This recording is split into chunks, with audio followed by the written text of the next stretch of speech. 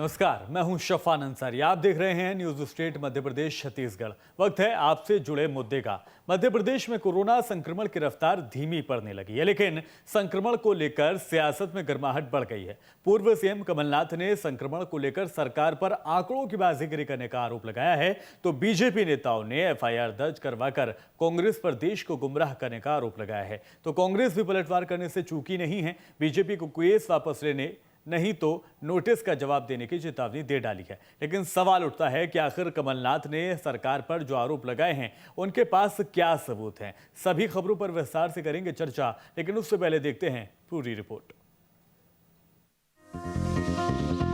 मध्य प्रदेश में कोरोना की रफ्तार धीमी पड़ने लगी है, लेकिन कोरोना पर सियासत तेज हो गई है।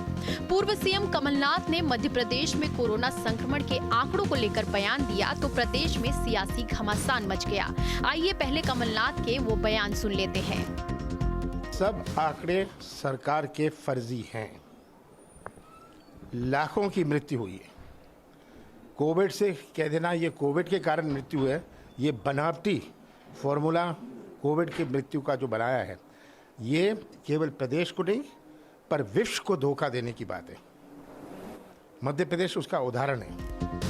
कमलनाथ के बयान के बाद प्रदेश की सियासत गर्मा गई। पूर्व सीएम कमलनाथ के खिलाफ एफआईआर दर्ज करवाई गई तो सीएम शिवराज सिंह चौहान ने खुद मोर्चा संभाल लिया। सीएम शिवराज सिंह चौहान ने कांग्रेस की राष्ट्रीय कार्यकारी अध्यक्ष सोनिया गांधी पर निशाना साधा। मुख्यमंत्री ने कहा कि महामारी के दौर में कांग्रेस आग लगाने की कोशिश कर रही है। कोरोना से हुई मौतों पर कांग्रेस उत्सव मना रही है। मध्य प्रदेश के पूर्व मुख्यमंत्री कमलनाथ जी वो देश का मनोबल तोड़ने का काम कर रहे हैं। मेरा भारत कोविड, अब इस तरह के शब्दों का इस्तेमाल करना, इंडियन कोरोना वाला बयान देना, क्या कांग्रेस को शोभा देता है? क्या कमलनाथ को शोभा देता है? क्या श्रीमती सोनिया गांधी जी आपको शोभा देता है? आश्चर्य होता है जब जब इस देश पर संकट आया है, सारे राजनीतिक दलों ने एकजुट होकर देश का साथ दिया है। महासंकट की इस घड़ी में कमलनाथ जी आप घटिया राजनीति कर रहे हैं। सीएम शिवराज सिंह चौहान के बयान पर कांग्रेस भी पलटवार करने से पीछे नहीं रही। पूर्व सीएम कमलनाथ ने भी पलटवार किया। वहीं कांग्रेस सांसद विवेक तन्खा ने मोर्चा संभाला। तन्खा ने कमलनाथ पर दर्ज कराई एफआईआर को कानून के खिलाफ बताया। बीजेपी एफआईआर वापस ले नहीं तो नोटिस का जवाब देने के लिए तैयार रहे। ये कौन सा अपराध कर दिया कमलनाथ जी ने जो जिसके लिए ये सेक्शन 188 और सेक्शन 54 का उपयोग किया जा रहा है? हम तो जिस दिन चाहें हम इसको चैलेंज कर सकते हैं। वो कमलनाथ जी का निर्णय होगा कि कब चैलेंज करना चाहते हैं। बट कमलनाथ जी चाहें और हम जरूर है, वो खुद भी नोटिस दे सकते हैं इसमें। और कल को एक बड़ा मानहानि का मुकदमा भी इसमें बन सकता है, क्योंकि पुलिस अथॉरिटी और डीजीपी साहब को ये केस रजिस्टर करने के पहले पूरे ज्ञान के साथ इनको अध्ययन करना चाहिए था। कमलनाथ के बयान पर सियासी घमासान मचा है। उन्होंने संक्रमण के आंकड़ों को लेकर सरकार पर आंकड़ों की बाजीगरी का आरोप लगाया है, जिसके बाद प्रदेश की सियासत चरम पर है। ऐसे में देखने वाली बात होगी कि ये घमासान कहां तक जाती है। Team news state. तो इसी पूरे मसले पर चर्चा करेंगे। हमारे साथ खास मेहमान रहेंगे, चैतन्य भट्ट साहब रहेंगे, सीनियर जर्नलिस्ट हमारे साथ। सर स्वागत है आपका। धैर्यवर्धन शर्मा रहेंगे जो कि सरकार का यानी बीजेपी का पक्ष रखेंगे। अजीत भदौरिया भी नेता हमारे साथ रहेंगे, कांग्रेस के हैं। विपक्ष के तौर पर क्या कुछ उनका कहना है वो भी सुनेंगे। अजीत भदौरिया साहब, आप इससे शुरुआत कर रहे हैं।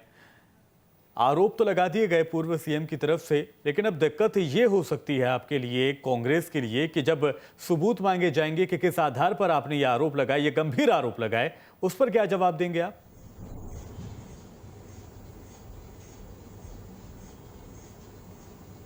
देखिए आदरणीय अंसारी जी की, सबसे पहले तो मुझे खुद आश्चर्य हो रहा है कि प्रदेश के इतने जिम्मेदार मुख्यमंत्री जो लगातार 15 वर्षों से मुख्यमंत्री हैं वो इस तरीके की बात करते हैं। मैं जो उन्होंने जिक्र किया इंडियन वेरिएंट का, उसके संदर्भ में बता दूंगा कि 9 मई 2021 को सुप्रीम कोर्ट में केंद्र सरकार ने एक हलफनामा प्रस्तुत किया। उसके 57वें पेज नंबर पर 33 के 6वें भाग में इंडियन डबल म्यूटेंट स्ट्रेन शब्द का उन्होंने उल्लेख किया, खुद स्वयं केंद्र सरकार ने। ये 9 मई 2021 को, ठीक है। और अंतर्राष्ट्रीय मीडिया और अनेकों देशों के राष्ट्र अध्यक्ष इंडियन वेरिएंट के नाम से इसको पुकारते चले आए। चाहिए था केंद्र सरकार को, विदेश मंत्रालय को, नरेंद्र मोदी जी को कि इसका विरोध करते, आपत्ति जताते, पहली चीज। दूसरी चीज, जहां तक आदरणीय कमलनाथ जी की बात है, तो अंसारी जी आपके माध्यम से बता देना चाहूंगा कि कमलनाथ जी ने जो बोला है वो बिल्कुल हकीकत है। इस प्रदेश की भारतीय जनता पार्टी के मित्र बैठे हैं, आदरणीय चेतन जी बैठे हैं, आप उनसे वो खुद बताएंगे इस चीज को कि जो आंकड़े आ रहे हैं आज मौतों के, उनसे कितने गुना मौतें ज्यादा हुई हैं शहरी क्षेत्रों में। उन शहरी क्षेत्रों में तो शमशान के को देख के स्थिति को आप आंकड़ों का अंदाजा लगा सकते हैं, परंतु ग्रामीण क्षेत्रों में अंसारी जी अभी जो लगातार मृत्यु का दौर जारी है, उनके तो आंकड़े और ज्यादा निकलेंगे। जो कमलनाथ जी ने आशंका व्यक्त की है उससे भी कई गुना ज्यादा निकलेंगे। तो इसमें कमलनाथ जी ने कहां गलत बात की। अब दूसरा चीज, शिवराज सिंह जी एक और बाजीगरी कर रहे हैं, क्योंकि शिवराज सिंह जी सिर्फ बातों के बतासे बनाना जानते हैं, सरकार को लेके जनता के हित में क्रियान्वयन करना नहीं जानते किसी भी आदेश को। आप देखिए, उन्होंने घोषणा की कि कोविड-19 से मरने वाले प्रत्येक व्यक्ति को 1 लाख रुपए दिए जाएंगे। आज मध्य प्रदेश के अंदर 10,000 से कम लोगों का आंकड़ा है कोविड-19 से मरने वालों का। क्या वास्तव में 10,000 से लोग कम मरे हुए हैं कोविड-19 से? और आदरणीय कमलनाथ जी ने जब मांग की कि 1 लाख से कुछ नहीं होने वाला, आज के समय में आप 5 लाख रुपए दीजिए, 5 लाख रुपए देके शासकीय नौकरी दीजिए उनके परिजनों को, तब ये इसकी पूर्ति हो पाएगी। क्योंकि कमी तो, गलती तो कहीं ना कहीं सरकार की है, क्योंकि सरकार ना ऑक्सीजन उपलब्ध करा पाई, ना रेमडेसिविर इंजेक्शन उपलब्ध करा पाई, ना अस्पतालों में बेड उपलब्ध करा पाई। इसलिए मध्य प्रदेश का निवासी लगातार काल के ग्रास में होता चला जा रहा है। तो अगर आदरणीय अंसारी जी कमलनाथ जी के ऊपर 188 की एफआईआर होने से गरीब लोगों को इंजेक्शन मिलता, कोविड-19 की मृत्यु का सर्टिफिकेट मिल जाए, आप उनको राहत मिल जाए, उनको नौकरी मिल जाए, तो कमलनाथ जी पे तो एफआईआर हुई है, मुझ पे भी कर दो, एक एक कांग्रेस जन पे कर दो, एक एक कांग्रेस, मध्य प्रदेश के कांग्रेस कार्यकर्ता को सूली पे चढ़ा दे ये भारतीय जनता पार्टी की सरकार, परंतु प्रदेश के एक एक नागरिक को राहत दे दे। ये मैं हाथ जोड़ के विनती कर रहा हूं इस मध्य प्रदेश की सरकार से, आपके माध्यम से। ठीक है, धैर्यवर्धन शर्मा साहब, आपने सुना अजीत भदौरिया साहब को, जब हमने आधार मांगा उनसे, सबूत मांगा उनसे, तो उन्होंने तो उसी केंद्र सरकार के हलफनामे का जो जिक्र है वो कर दिया और बताया कि खुद ही आपकी सरकार, केंद्र सरकार इस बात को कह रही थी। देखिए, इंडियन कोरोना में और कोरोना वेरिएंट में जी जमीन आसमान का फर्क है, जो कमलनाथ जी को समझना चाहिए। ये वुहान का वायरस, ये कोरोना चाइना से निकल करके आया है। ये जिस जिस देश की यात्रा कर रहा है, जितने जितने दिन ये समय गुजार रहा, वैसे वैसे पैनापन बढ़ा रहा है और कई प्रकार के म्यूटेंट इसके निकल करके आ रहे हैं, नए नए स्ट्रेन हमारे सामने आ रहे हैं। अभी डबल म्यूटेंट की चर्चा थी, अब ट्रिपल म्यूटेंट की चर्चा होने लगी। तो म्यूटेंट तो कहीं भी हो सकता है, उसका किसी भी राज्य में, किसी भी शहर में वो नए रूप में आ सकता है। पर भारत को इस प्रकार से मेरा भारत कोविड कहना ये निंदनीय है। और ये कमलनाथ जी को नहीं भूलना चाहिए कि इतने बड़े दुनिया में, इतने बड़े विश्व में, जहां लोग आर्थिक तौर पर बेहद संपन्न हैं, ऐसे पश्चिमी राष्ट्र भी बड़ी तादाद में काल कबलित हुई वहां की जनता और इस महामारी का सामना नहीं कर पाई। भारत ने फिर भी इतनी विपत्ति का, इतनी महामारी का, इस विपदा का बहुत संयमित होकर के कम से कम नुकसान हो सके वैसा सामना किया है। कमलनाथ जी को नहीं भूलना चाहिए कि 135 करोड़ के देश में कितने प्रतिशत लोगों को कोरोना हुआ। कमलनाथ जी को यह भी नहीं भूलना चाहिए कि जिनको कोरोना हुआ उनमें कितने प्रतिशत लोगों की जान गई है। और एक बात और बताओ अंसारी जी, आज कांग्रेस पार्टी को यह नहीं भूलना चाहिए कि हमारा भारत कैसा था। हम इंतजार करते थे कि दूसरे देशों में 15-15, 20-20 वर्ष पहले जो वैक्सीन आ जाती थी, चाहे पोलियो की हो, चाहे चेचक की हो, और वो 10-15 वर्षों के बाद हमको बमुश्किल मिल पाती थी। आज भारत ने अपना वैक्सीन बना लिया, कोवैक्सीन। हमने कोविशील्ड को यही तैयार कर लिया। कम से कम 2-3 कंपनियां भारत की अभी कतार में हैं, जिनका तीसरे दौर का परीक्षण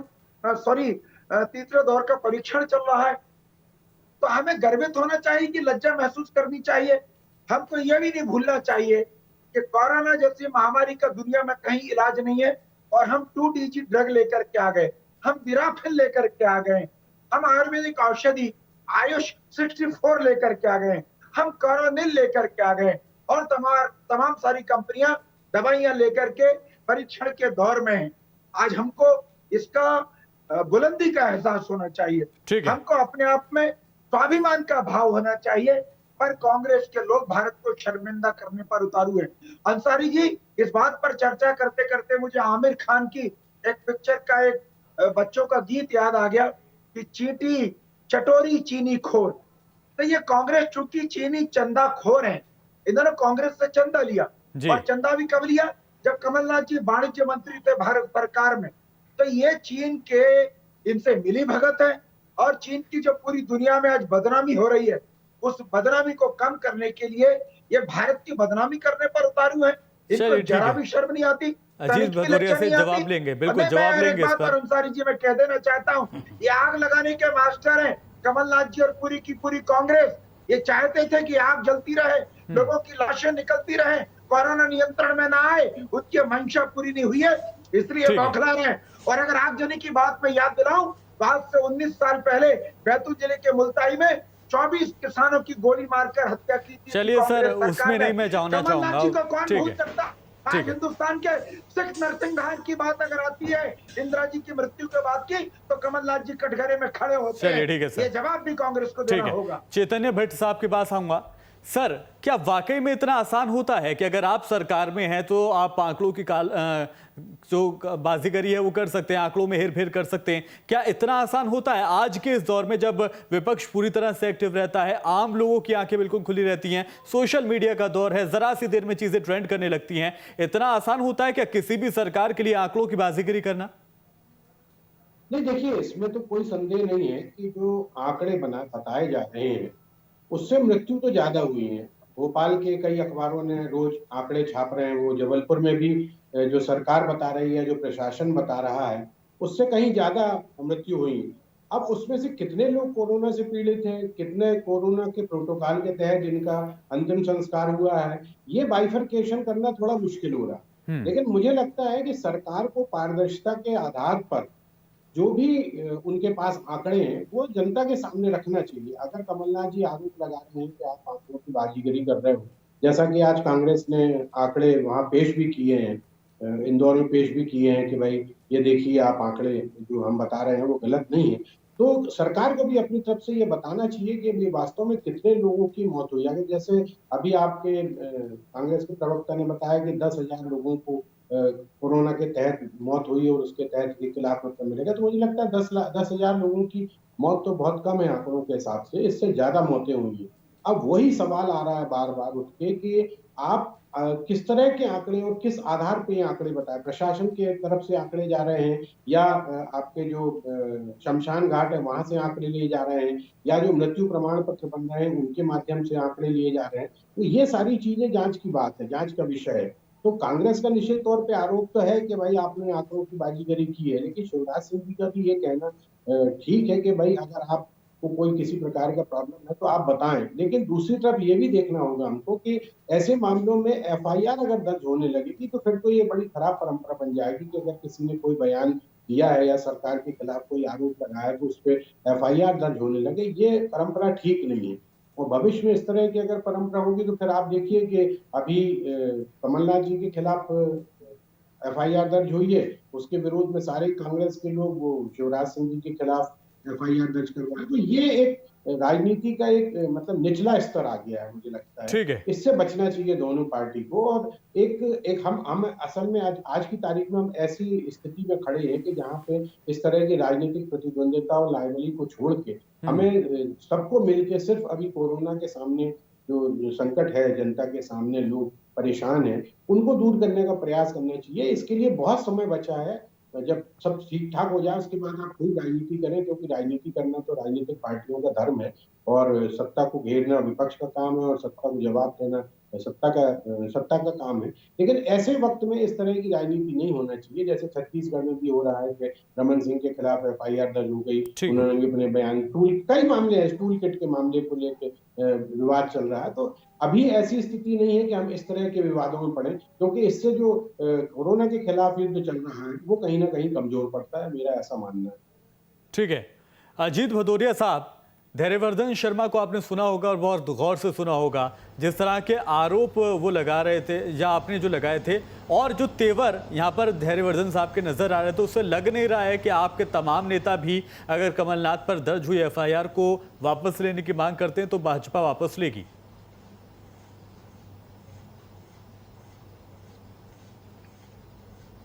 देखिए अंसारी जी, जैसे आदरणीय चेतन जी ने अभी बिल्कुल शब्दशः वस्तु स्पष्ट कर दी है कि कमलनाथ जी के ऊपर FIR शिवराज सिंह जी और उनकी सरकार की घटिया सोच को बताता है और निम्न स्तर की राजनीति को दर्शाता है। ये बिल्कुल स्पष्ट रूप से है।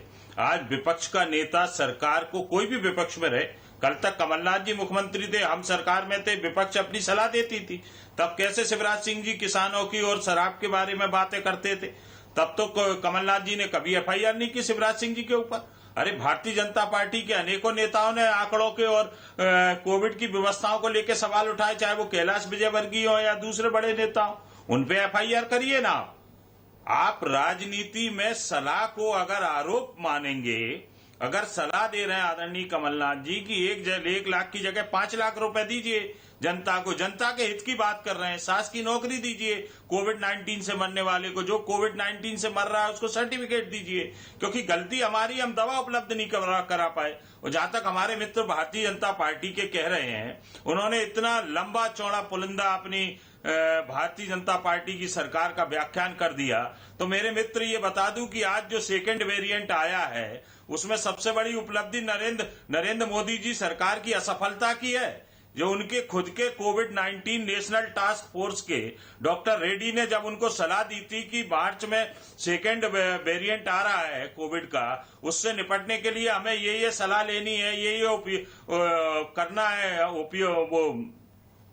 बरतना है सावधानियां, तो उसको तो नरेंद्र मोदी जी ने और उनकी सरकार ने अहंकार में सुना नहीं। उसके परिणाम स्वरूप मौतों के अंबार लग गए, लाशों के अंबार लग गए। आज गंगा किनारे जो लाशें हैं, जिसको मीडिया दिखा रही है, सब लोग दिखा रहे हैं, आज उसको कहां छुपाओगे आप? आज नदियों में लाशें बह रही हैं, उनको कहां छुपाओगे आप? उनके ऊपर उनके लिए आप किसके ऊपर FIR करोगे? कितने लोगों को आप दबाओगे? जैसे आदरणीय चेतन जी ने कहा कि सोशल मीडिया का जमाना है, आंकड़े आ जाते हैं। और अंसारी जी, आपके माध्यम से बता देना चाहता हूं कि बहुत जल्दी मैं आपके माध्यम से बैठूंगा और पूरी कांग्रेस पार्टी भोपाल में आदरणीय कमलनाथ जी के नेतृत्व में बैठेगी और मध्य प्रदेश में एक एक मौत के आंकड़े को जनता के सामने आपके माध्यम से रखा जाएगा और बताया जाएगा कि जो आंकड़े प्रस्तुत किए जा रहे हैं वो कितने झूठ है। आप देखिए, शिवराज सिंह जी कह रहे हैं कि 31 मई तक 0 कर दीजिए। अब वो हो जाएंगे 0?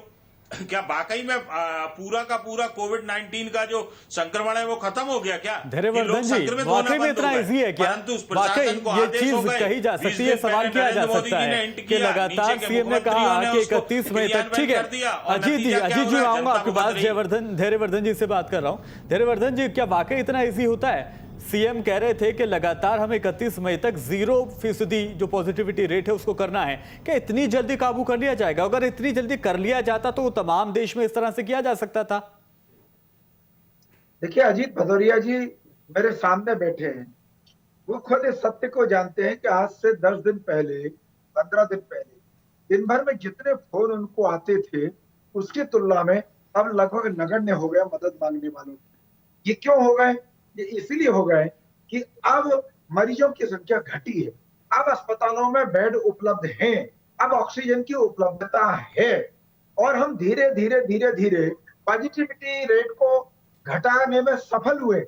इसलिए मुख्यमंत्री जी ने इंस्पायर करने की मंशा से वो जो हमारा डॉक्टर्स है, पैरामेडिकल स्टाफ है, प्रशासनिक मशीनरी है, समाज सेवी लोग हैं, समाज के जानकार लोग हैं और लॉकडाउन का पालन कर रहे बहुत समझदार बुद्धिजीवी लोग हैं, उन सबका एक संयुक्त आह्वान किया है कि भाई अब हमको 1 तारीख तक इसको शून्य पर लाना है।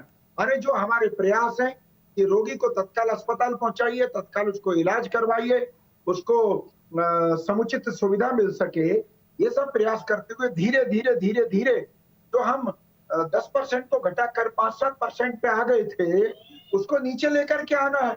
ये निश्चित तौर पर बहुत सकारात्मक आह्वान है, इसमें कोई षड्यंत्र नहीं देखा जाना चाहिए।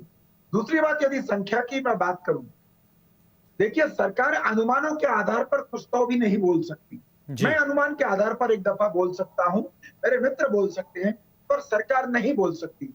सरकार कोविड से मरने वाले लोगों की गिनती उन्हीं की बता रही है जो चिकित्सालय में या मेडिकल कॉलेज में या अन्य कोविड सेंटर्स में कोविड के मरीज के तौर पर भर्ती हुए, कोविड के मरीज के तौर पर उनकी डेथ हुई है।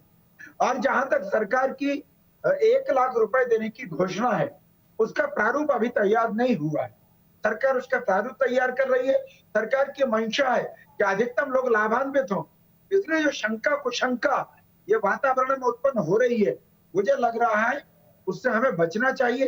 सरकार एक एक व्यक्ति का परीक्षण करेगी, चाहे वो सुदूर ग्रामीण क्षेत्र का हो, चाहे शहर के किसी वार्ड का हो। किस व्यक्ति की मृत्यु इस दौरान हुई है, कोरोना से हुई है, उसके कोरोना से हुई है, इसके प्रमाणीकरण के लिए भी चिकित्सकीय परीक्षण के अलावा भी अन्य जो व्यवस्था है, जैसा कि चैतन्य भट्ट साहब और अजीत सिंह भदौरिया जी कह रहे हैं, वो सब भी सुझाव सरकार को दिए जा चुके हैं। सरकार के ध्यान में वो सब लागू करके अधिकतम लोगों को चिन्हित करके और अधिकतम लोगों की मदद करने की सरकार की मंशा है। और एक और आरोप अभी लगाया गया कि साहब सरकार को विशेषज्ञ लोगों ने बताया था कि दूसरी लहर आने वाली है। ये कहीं पर नहीं लिखा है। कभी लिखा हो तो भदौरिया साहब या कांग्रेस के दूसरे प्रवक्ता जो मुझे सुन रहे हैं, वो जरूर डिबेट पर लेकर के आए कि किन वैज्ञानिकों ने ये कह दिया था कि भारत के एक अस्पताल में इतनी बड़ी तादाद में ऑक्सीजन लगेगी अगर कोरोना रिटर्न होगा तो। किसने बता दिया था कि इतनी तादाद में रेमडेसिविर लगेंगे? कोई इसका जवाब नहीं दे सकता, क्योंकि कोरोना ने सारे विद्वान लोगों के, वायरोलॉजिस्ट के, डॉक्टर्स के, जानकार लोगों के सारी कल्पनाओं को ध्वस्त कर दिया जिस रूप में इस बार वो लौट करके आया। इसके बावजूद भी वायुसेना के एरोप्लेन में हम टैंकर रख करके, ठीक है सर, आपकी सरकार बेहतर काम कर रही है। ठीक है, चैतन्य जी के पास चलेंगे। चैतन्य साहब, इस बात से इनकार तो नहीं किया जा सकता कि हाँ, वाकई में पिछले दिनों के मुकाबले सरकार ने बेहतर काम किया है, पॉजिटिविटी रेट काफी हद तक कम हो पाया है। लेकिन ये कह देना कि 31 मई तक हमको ये सब कुछ जीरो कर देना है, ये थोड़ा सा शक शुबा सा पैदा करता है कि क्या वाकई में सरकार की मंशा ये है कि आंकड़ों की बाजीगरी करके चीजों को 0% तक या पॉजिटिविटी रेट को 0% तक लाया जा सकता है?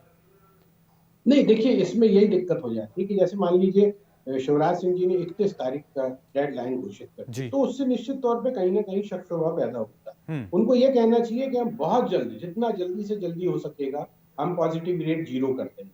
तो इससे ये होता है कि भाई हो सकता है 15 जून तक हो जाता है। इसमें तो कोई संदेह नहीं है कि पॉजिटिव रेट कम हुआ है। और जो बेड्स नहीं मिलते थे, एक व्यक्ति के पास फोन आते थे, मेरे पास लोगों के फोन आते थे कि साहब एक बेड करवा दो, नहीं आते। ईश्वर की कृपा से सरकार ने जो कुछ भी प्रयास किए हैं, निश्चित तौर पर वो काबिल तारीफ है। विशेषकर शिवराज सिंह जी ने जो प्रयास किए हैं वो बहुत काबिल तारीफ है, इसमें कहीं कोई संदेह नहीं। जिस तरह से उन्होंने प्रयास किए और जनता को उसमें काफी कुछ मदद भी मिली, तो इससे तो इनकार नहीं किया जा सकता। लेकिन इस तरह की डेडलाइन अगर आप दोगे तो कहीं ना कहीं बिल्कुल यही शक पैदा करती है। वाकई इस बात से इनकार नहीं किया जा सकता। बिल्कुल सरकार ने बेहतर काम किया है और उसका नतीजा दिखाई भी दे रहा है। हालांकि विपक्ष की अपनी बात है और विपक्ष अपनी बात रखने के लिए आजाद भी है। ये चीज और है कि पूर्व सीएम के ऊपर अब FIR दर्ज कर ली गई है, जिसको लेकर कांग्रेस परेशान है और ये भी कहती है कि वो मानहानि तक का केस कर सकती है। बहुत शुक्रिया, हमारे साथ जुड़े जर्नलिस्ट थे हमारे साथ चैतन्य भट्ट साहब, धैर्यवर्धन शर्मा जो कि सरकार का पक्ष रख रहे थे, और साथ ही हमारे साथ थे अजीत भदौरिया जिन्होंने कांग्रेस का पक्ष यहाँ पर रखा था। रुक रहे हैं एक छोटे से ब्रेक के लिए।